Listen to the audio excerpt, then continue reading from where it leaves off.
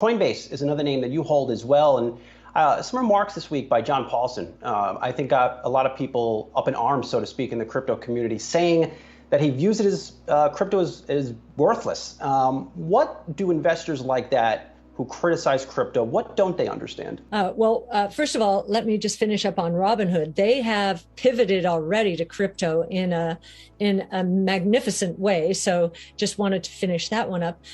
John Paulson he made an incredible call during the mortgage crisis. He has been a gold bug, I would say, for most of his career. And many investors who have spent their careers focused on gold cannot understand the digital concept associated with gold. What we think he's missing is this is much more than just a store of value or digital gold. Bitcoin in particular is a new global monetary system. It's a rules-based monetary policy, which is completely decentralized and therefore is not subject to the whims of policymakers. In fact, it's a hedge against the whims of policymakers, especially in emerging markets. And as far as other crypto currencies, Ether being the biggest, we're seeing the DeFi movement, decentralized finance. Again, Chairman Gensler is going to take a close look at it, which I think will be good. Let's just get the regulators on board, because at the end of the day, what we think decentralized finance is doing is taking the friction out of a lot of financial services and taking a lot of the middlemen out of financial services. That is also a good thing. Other than that, there's some, I don't know how closely John Paulson and some of the other naysayers have looked at it, but I know there have been conversions. Ray Dalio has been a conversion, Stanley Druckenmiller, and these are very thoughtful investors who at one point thought Bitcoin was a Ponzi scheme, and in some cases, and have been converted. And I think one of the reasons they have been converted is when you think about what blockchain technology is doing, it is putting into place via the internet the payments ecosystem that was not put in place in the early days of the internet because it was never conceived with commerce in mind. It was for defense departments and intelligence. It was for academics. It was for information exchange, not commerce.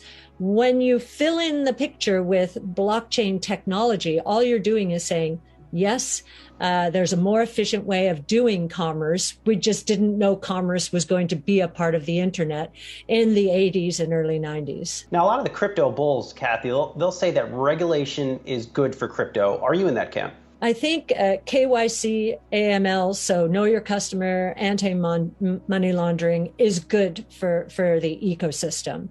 I do believe that is true. I think what's confusing from a regulatory point of view is the different definitions of crypto depending on the regulator.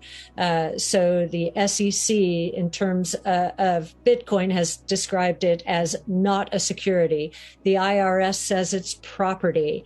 The CFTC says it's more like a commodity.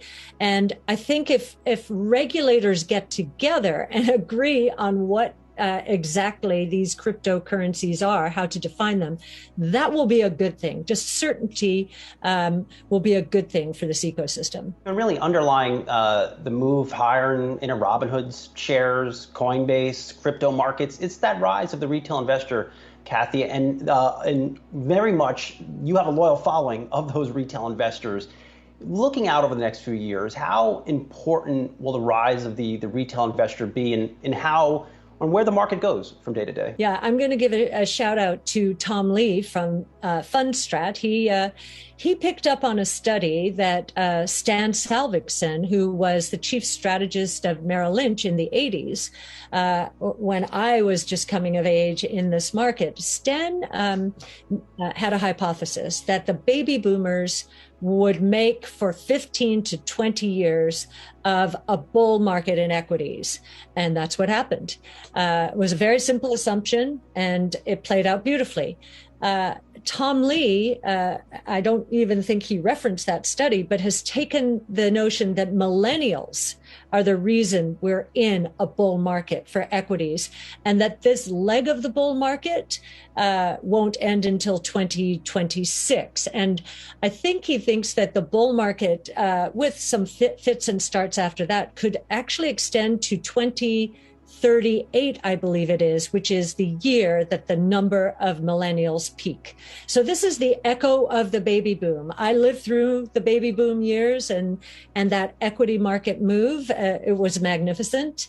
It was a very simple assumption, and it worked. And I do feel we are in the same place now. Cathie, too, lastly, before I let you go, just given everything you've achieved in financial services, the following you do have, how do you feel when you hear there are people or short sellers betting against your funds? Well, what I think two things. That's what makes a market. And, we're all going to have different points of view based on our own research. So I like the fact that, markets are being made around this controversy. And we want the controversy to be out there. What I found for years is innovation was avoided. And whether it was research or investing, there was less and less of it as our markets moved into more benchmark sensitive territories after the tech and telecom bust and then the 08-09 meltdown. So much so that analysts and portfolio managers felt they were taking a huge risk investing in a stock that was not in an index. Well, guess what? A lot of innovation, which is all about the future, is not captured by indices. In fact, very little of it, we believe, is captured by the indices. And so I felt starting a business on that premise to focus exclusively on disruptive innovation would become productive. And it has, because we have never been in a period ever in history where we've had 5 major innovation platforms involving 14 different technologies, all moving into S-curves, the S-curves feeding one another. We're in a period of explosive innovation.